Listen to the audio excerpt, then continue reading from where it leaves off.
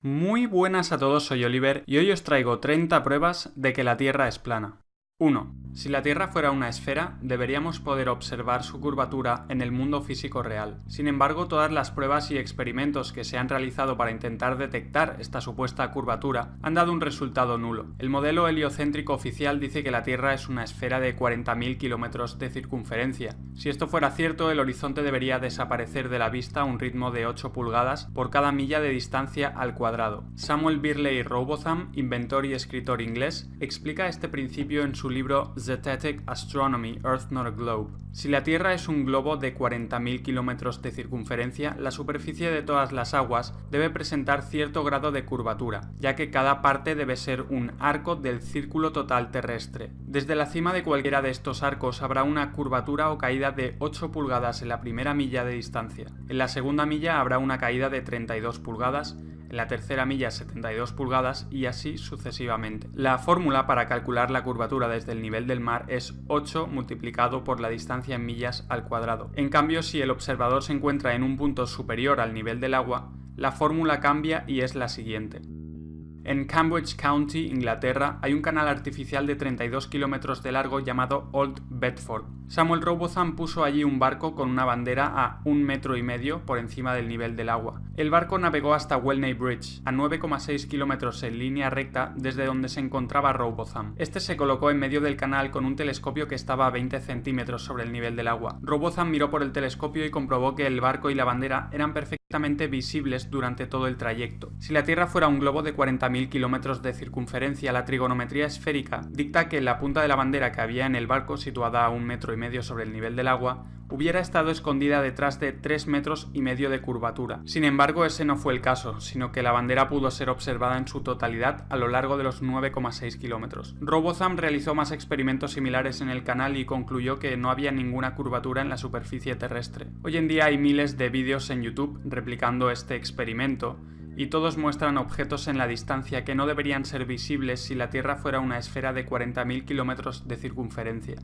2. El fotógrafo Joshua Nowicki realizó el 5 de mayo de 2016 un timelapse de la ciudad de Chicago desde el Whitecomb Senior Living Community en St. Joseph, Michigan. La distancia entre ambos puntos es de 60 millas, es decir, 96 kilómetros, y el fotógrafo se encontraba a 1,80 metros sobre el nivel del mar. Usando el segundo cálculo trigonométrico anteriormente explicado, nos sale que entre el punto en el que estaba el fotógrafo y la ciudad de Chicago habría una caída de curvatura de 650 metros, por lo que cualquier edificio que tuviese una altura menor a 650 metros estaría completamente oculto tras la curvatura terrestre. El edificio más alto de Chicago es el Willis Tower, con una altura de 442 metros, por lo que la parte más alta del edificio debería estar oculta tras 208 metros de curvatura. El timelapse muestra claramente todos los edificios enfocados prácticamente al completo, probando que no hay ninguna curvatura en la superficie terrestre. Después de que este timelapse y otras fotografías de Joshua Nowicki salieran a la luz, varias cadenas de televisión norteamericanas se apresuraron desesperadamente a decir que lo que se ve en las fotografías, en las imágenes, es en realidad un espejismo. Es decir, que las imágenes en realidad eran producto de la refracción de la luz. Dicen que la diferencia de temperaturas en la atmósfera hace que la luz se doble en el horizonte y cree una ilusión óptica. El problema de esta forzada explicación es que los espejismos se diferencian por presentar una imagen claramente distorsionada o invertida, y en el timelapse de Nowicki se puede ver la ciudad de Chicago durante 15 o más horas seguidas, con una imagen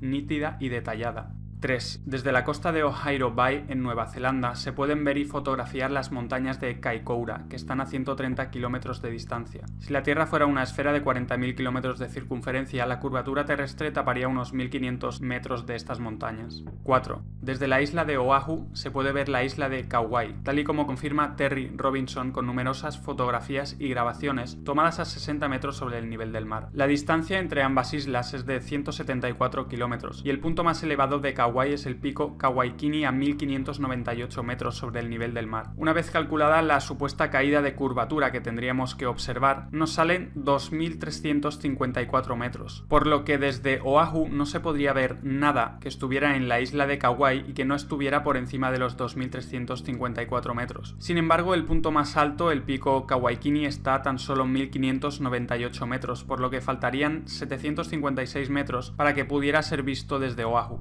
5. El Gran Canal de China tiene 1.776 kilómetros de longitud y según datos oficiales su punto más alto se encuentra en las montañas de Shandong, a 42 metros de altura. Si la Tierra fuera una esfera de 40.000 kilómetros de circunferencia, la trigonometría esférica dicta que el canal formaría un arco siguiendo la curvatura terrestre y su punto más alto estaría en el centro a una altura de 60.940 metros y no a tan solo 42 metros como sucede en la realidad. 6. Sean McCrary, instructor del sistema de misiles Sea Sparrow de la Marina de los Estados Unidos, ha confirmado en varias entrevistas públicas que el sistema de rastreo de estos misiles tiene una variabilidad en la línea de detección del objetivo de tan solo 2 grados. La distancia entre el lugar de lanzamiento del misil y el objetivo suele ser de unos 80 kilómetros, y el radar de detección se encuentra normalmente a 2,5 metros por encima del nivel del mar, ya que los objetivos de estos misiles suelen ser aeronaves que vuelan casi rozando el mar para no ser detectados. Según la trigonometría esférica, si la Tierra fuera un globo de 40.000 kilómetros de circunferencia, la aeronave a 80 kilómetros de distancia estaría a unos 500 metros escondida detrás de la curvatura terrestre, por lo que el misil, que solo puede variar 2 grados su línea de trayecto, no podría alcanzar el objetivo bajo ningún concepto. Sin embargo, siempre que se han llevado a cabo estas operaciones militares, el misil ha alcanzado su objetivo perfectamente, probando que la supuesta curvatura de la Tierra es totalmente inexistente. 7. Muchas personas argumentan que si la Tierra fuera plana, deberíamos poder ver, por ejemplo, el Everest desde cualquier parte del mundo, y que esto no es posible debido a la curvatura de la Tierra. No obstante, estas personas parecen olvidar que la visión humana tiene un límite, que cuanto más se aleja un objeto de nuestra posición, más pequeño se hace. Si ponemos cualquier objeto delante nuestro y lo vamos alejando, llegará un momento en el que debido a la simple perspectiva ya no veremos este objeto. Existen además cosas como la niebla, las nubes, las partículas de polvo, las partículas de agua, la densidad del aire y otras condiciones atmosféricas que afectan enormemente a la visibilidad de los objetos en la distancia. Todo esto explica perfectamente por qué no podemos ver el Everest o cualquier otro objeto a una cierta distancia sin la necesidad de recurrir a la supuesta curvatura de la Tierra. 8. Con los avances tecnológicos es cada vez más fácil comprobar que la Tierra no es una esfera como nos habían contado. Ahora es posible mandar globos a gran altura con una cámara adjuntada para poder ver el horizonte por encima de los 33.000 metros. En YouTube se pueden encontrar cientos de estas grabaciones hechas por aficionados a más de 33 kilómetros de altura y todas muestran un horizonte completamente plano. En un intento desesperado por mantener la teoría de la Tierra esférica con vida, los expertos modernos afirman que para apreciar la curvatura terrestre hay que ascender a más de 80 o más de 100 kilómetros de altura, aunque no aportan ni una sola prueba o cálculo matemático que respalde esta afirmación. No obstante, al hacer nosotros mismos los cálculos matemáticos, vemos que la curvatura sí debería ser claramente apreciable a esas alturas. 9. El horizonte siempre se encuentra al nivel de los ojos o del ojo de la cámara, sin importar a qué altura se encuentre el observador. Si la Tierra fuera una esfera sin importar su tamaño, al ascender en altura el observador tendría que mirar necesariamente hacia abajo cada vez más con tal de ver el horizonte. Sin embargo, en la realidad no importa cuánto ascendamos, que nunca tendremos que mirar hacia abajo para ver el horizonte, algo que solamente es posible en un plano. 10. Los reflejos del Sol y de la Luna sobre las aguas siempre aparecen como líneas rectas desde el horizonte hasta el observador, lo cual no es posible sobre una esfera, pero sí sobre un plano. 11. Nunca se ha tenido en cuenta la supuesta curvatura de la Tierra a la hora de construir canales o vías de ferrocarril. De ser así, los constructores tendrían que aplicar la fórmula trigonométrica de 8 multiplicado por la distancia en millas al cuadrado y usar el resultado para aplicar la curvatura adecuada a los materiales de construcción, algo ridículamente complicado de llevar a la práctica, especialmente cuando se construyeron las primeras vías de ferrocarril. La realidad es que las vías del tren se construyen y posicionan de manera totalmente horizontal y plana, y los canales, túneles y otras construcciones similares se construyen de la misma manera, sin tener en cuenta lo más mínimo la supuesta curvatura total de la Tierra, y teniendo únicamente en cuenta pequeños desniveles dentro de la planicie total. El 19 de febrero de 1892, la Oficina de Ingenieros del Manchester Ship Canal dijo: en las construcciones de vías ferroviarias y canales es la norma que el punto de referencia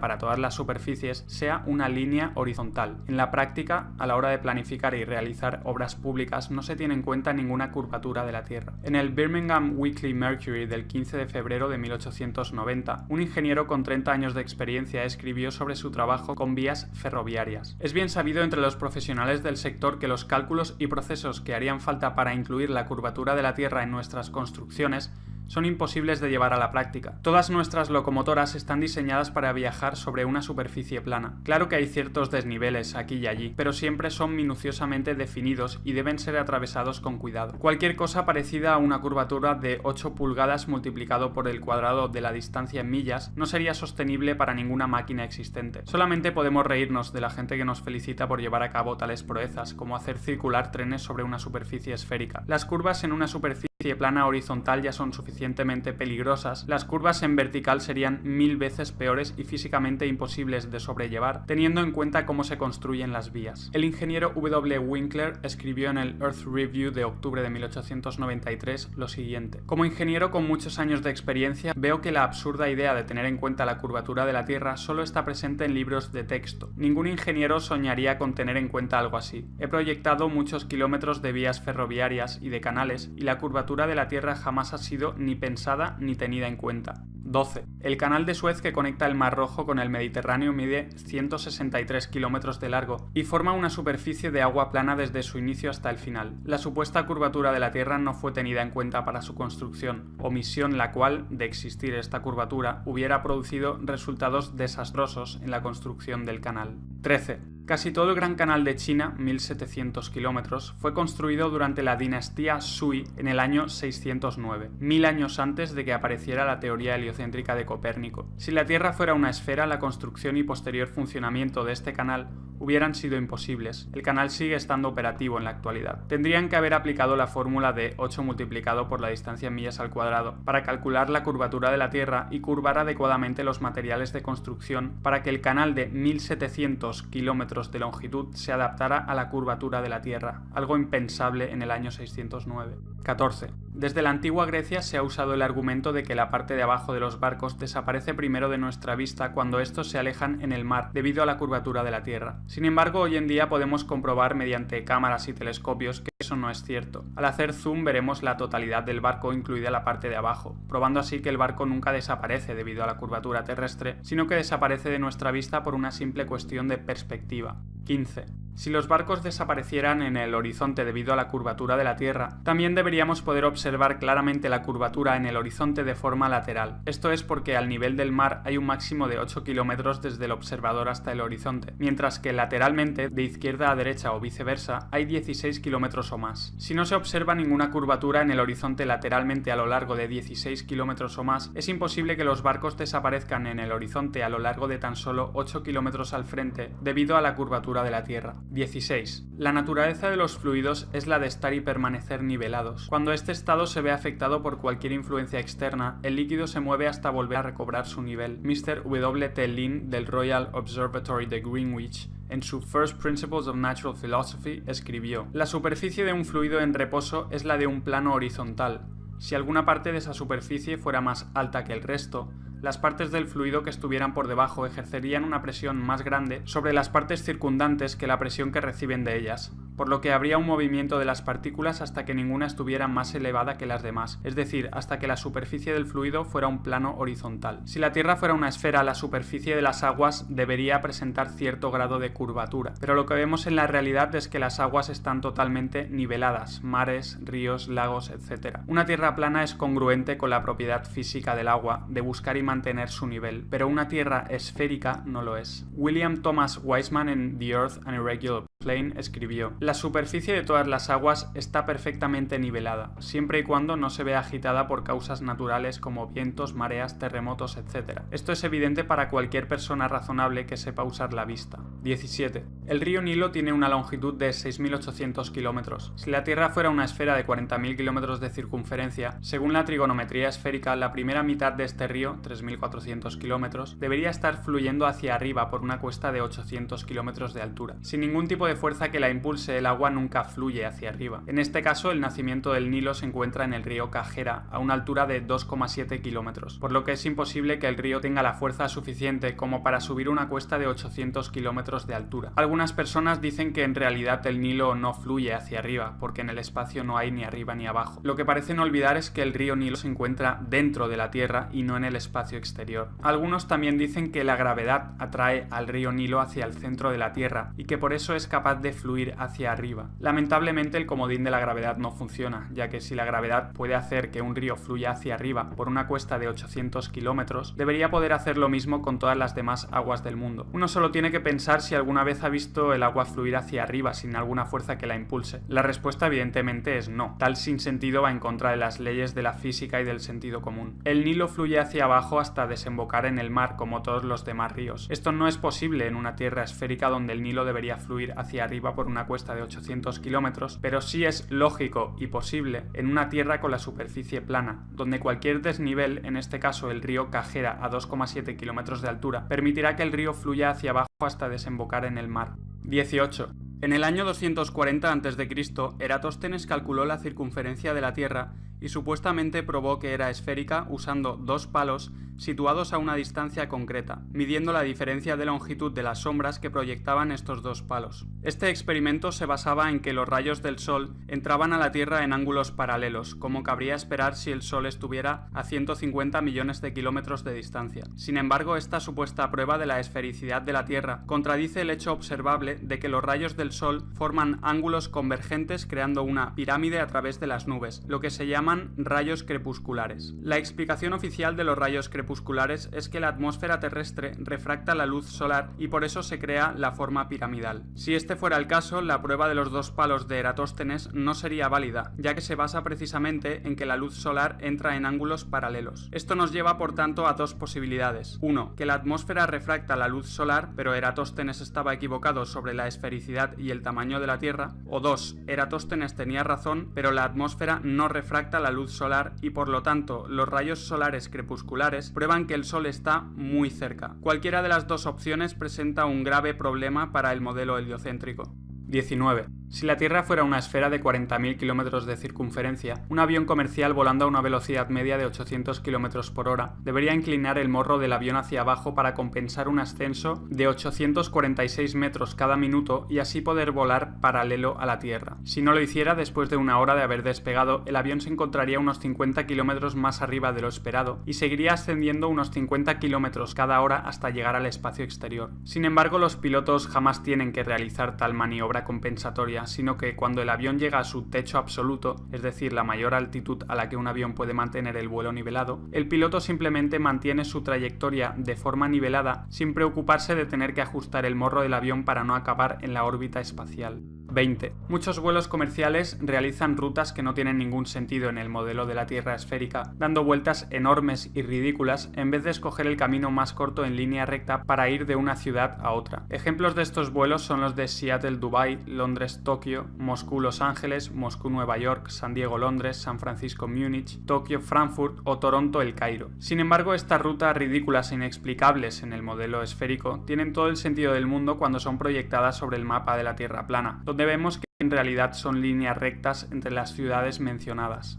21. Un argumento común usado en contra de la teoría de la Tierra plana es el de decir que los vuelos en el sur no cuadrarían en el mapa plano. Por ejemplo, los vuelos de Santiago de Chile Auckland o Santiago de Chile Sydney, en vez de tardar 13 o 14 horas, tardarían el doble o el triple en el mapa de la Tierra plana, ya que en este mapa parece que las dos destinaciones estén muy separadas. Sin embargo, esta afirmación es completamente errónea, ya que el mapa de la Tierra plana, el mapa de Gleason o azimutal, es equidistante. Esto quiere decir que cada celda que se ve en el mapa representa la misma longitud y anchura que las demás celdas, por lo que las celdas que parecen tan grandes en la parte exterior del mapa, es decir, en el sur, en realidad son iguales a las que hay en el centro, es decir, el norte. Cada celda en el mapa representa unos 1.300 kilómetros de ancho y 2.500 kilómetros de alto. Una vez sabido esto, vemos que la distancia entre Santiago de Chile y Auckland es de 9.700 kilómetros en ambos mapas, por lo que los tiempos de vuelo en el sur cuadran perfectamente en el mapa de la Tierra plana.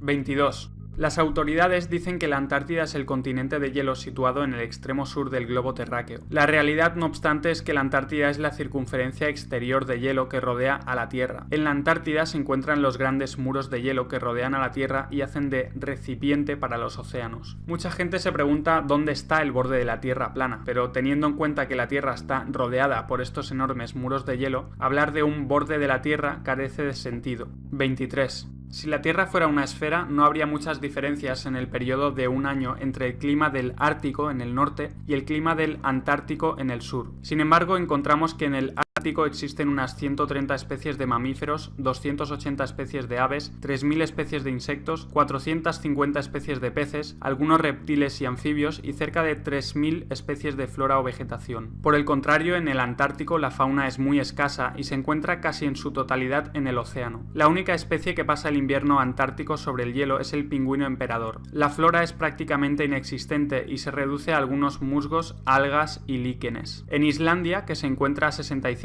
grados latitud norte, hay cientos de especies de aves y decenas de especies de mamíferos terrestres como zorros árticos, osos polares, renos, bisones, ratas y ratones, ovejas, pollos, reses, cabras, perros, ponis islandeses o conejos. En cambio, en las islas Georgias del Sur, a 54 grados latitud sur, no hay ninguna especie de mamífero terrestre y tan solo se pueden ver algunas focas en la zona. En adición, el Polo Norte es sustancialmente más caliente que el sur, con temperaturas medias en invierno de menos 34 grados centígrados y en verano de 0 grados, mientras en el sur la temperatura media en invierno es de menos 65 grados centígrados y en verano de menos 25 grados. El sol se comporta muy diferente entre sitios de la misma latitud dependiendo de si estamos en el norte o en el sur del Ecuador. Los días más largos de verano en el norte son mucho más largos que en el sur y los inviernos más cortos en el norte son mucho más cortos en el sur. Todas estas claras diferencias climáticas no tienen ninguna explicación satisfactoria en el modelo de la Tierra esférica, donde el Sol alumbra lo mismo en el Ártico y el Antártico a lo largo del año, pero en cambio sí que pueden ser perfectamente explicadas en el modelo de la Tierra plana, donde el Sol completa su círculo por encima de la Tierra cada 24 horas y cambia de trópico a trópico cada 6 meses. El Sol viajará mucho más rápido por la gran circunferencia del sur para poder completar su vuelta en las mismas 24 horas que tarda en completarla en el pequeño círculo central del norte, y por tanto el sur recibirá mucha menos luz y calor solar que el norte a lo largo del año.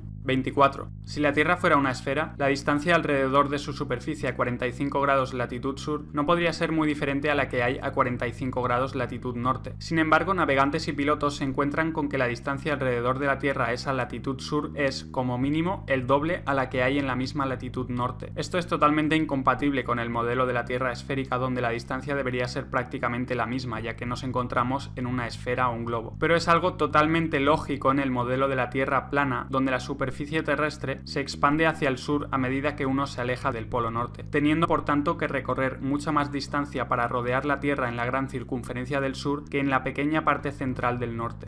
25. El polo sur es un lugar necesario dentro del modelo de la Tierra esférica, ya que sería el punto opuesto al polo norte en el globo terráqueo. Sin embargo, la única prueba de su existencia son unas banderas, un palo con una esfera metálica encima y vídeos e imágenes que supuestamente han sido tomadas allí. No obstante, las banderas, la bola metálica y todas las imágenes y vídeos se podrían haber hecho en cualquier punto aleatorio de la Antártida, que la Tierra plana es la gran circunferencia de hielo del sur. Por tanto, unas cuantas banderas e imágenes tomadas en un lugar helado no son ninguna prueba de que haya un polo sur en una Tierra esférica. 26. Si la Tierra fuera una esfera con dos polos magnéticos iguales y opuestos, el polo norte y el polo sur, deberían existir brújulas que apuntaran con su aguja magnética siempre al norte y brújulas que apuntaran siempre al sur. De hecho, una brújula que apuntara siempre al polo sur sería preferible para los viajeros que se encontraran en el hemisferio sur. La realidad, no obstante, es que no importa lo cerca que se sitúe uno del polo sur, que una brújula siempre apuntará al norte con su aguja magnética, algo que no tiene sentido en el modelo de la Tierra esférica donde hay dos polos magnéticos. En el modelo de la Tierra plana, en cambio, esto es perfectamente lógico, ya que no existe el polo sur, sino que solo existe el polo norte magnético situado en el centro de la Tierra. 27. Una supuesta prueba de que la Tierra es esférica es la posibilidad de dar la vuelta al mundo partiendo desde un punto y volviendo a él. No obstante, esto puede ser igualmente logrado en la Tierra plana, volando o navegando alrededor del círculo terrestre, teniendo siempre el norte a nuestra derecha o el norte a nuestra izquierda. En la Tierra plana, el polo norte se sitúa en el centro del círculo terrestre y el sur es toda dirección que emana de ese centro. Si uno avanza en una dirección que no le acerca ni al norte ni al sur, entonces estará yendo hacia el oeste o hacia el este. Es decir, ir hacia el este o hacia el oeste es ir en un patrón circular con un mismo radio alrededor del polo norte magnético. Dar la vuelta al mundo es simplemente ir en una dirección con el norte siempre a la derecha o a la izquierda, dependiendo de si se hace una circunnavegación de este a oeste o de oeste a este. Por tanto, lo que se cree que es una vuelta al mundo sobre una esfera, en realidad es una vuelta circular alrededor de un plano. Nunca se ha hecho la vuelta al mundo yendo hacia el norte o hacia el sur, es decir, haciendo una circunnavegación pasando por los polos. Esto es porque la única vuelta al mundo que se puede hacer en una Tierra plana es de este a oeste o de oeste a este. Evidentemente, las autoridades han tenido que mostrar supuestos casos de circunnavegaciones pasando por los polos con tal de mantener con vida su teoría de Tierra esférica. La primera supuesta circunnavegación pasando por los polos la hizo Sir Ranulph Fiennes con la expedición Transglobe británica en 1982. Pero lejos de ser un explorador normal y corriente, resulta que Sir Ranulph Fiennes es noble, tercer barón de Canterbury y primo de la familia real británica. Fiennes ha salido en varias películas y series de televisión e incluso fue candidato a hacer de James Bond cuando Roger Moore interpretó finalmente ese papel. De hecho, hay un documental sobre esta supuesta circunnavegación por los polos con Fiennes de protagonista. El documental más bien parece una producción de Hollywood con cámaras que están siempre en el sitio adecuado para grabar las mejores escenas y escenas totalmente sobreactuadas y preparadas. Fiennes además participa casualmente en Norwood, una organización caritativa judía de las más antiguas de Gran Bretaña. Esta organización está patrocinada nada más y nada menos por la reina de Inglaterra y está financiada por Sir Evelyn Robert Adrian de Rothschild, de la infame familia elitista de los Rothschild. Viendo todo esto, no es extraño pues que la élite utilice a uno de los suyos, en este caso a Fiennes, como supuesta prueba de que es posible circunnavegar la Tierra esférica pasando por los polos. 28. Un estudio llevado a cabo por varios doctorados en geografía, Mark Fonstan, William Pugach y Brandon Bogg, demostró que la superficie del estado de Kansas en Estados Unidos es más plana que un pancake, es decir, una tortita. En una escala donde un resultado de 1 indicaría una planicie total, los geógrafos usaron un láser para determinar que una tortita tiene un nivel de planicie de 0,957. Usaron un modelo de elevación digital a escala 1/250.000 para reducir a escala la superficie del estado de Kansas y descubrieron que su nivel de planicie es de 0.9997, es decir, más plana que la tortita. En un estudio posterior realizado por el Dr. Dobson, presidente de la Sociedad Geográfica Americana y profesor de geografía en la Universidad de Kansas, y por Joshua Campbell, geógrafo y arquitecto en la Oficina Geográfica del Departamento de Estado de los Estados Unidos, no solo corroboraron que Kansas era plana, sino que además descubrieron que la totalidad de los Estados Unidos también lo era. El estudio mostró que Florida, Illinois, North Dakota, Luisiana, Minnesota y Delaware eran incluso más planos que Kansas. Estos resultados fueron publicados en el Geographical Review, una publicación especializada de la Sociedad Geográfica Americana, y son una prueba concluyente de que la Tierra no puede ser una esfera. 29.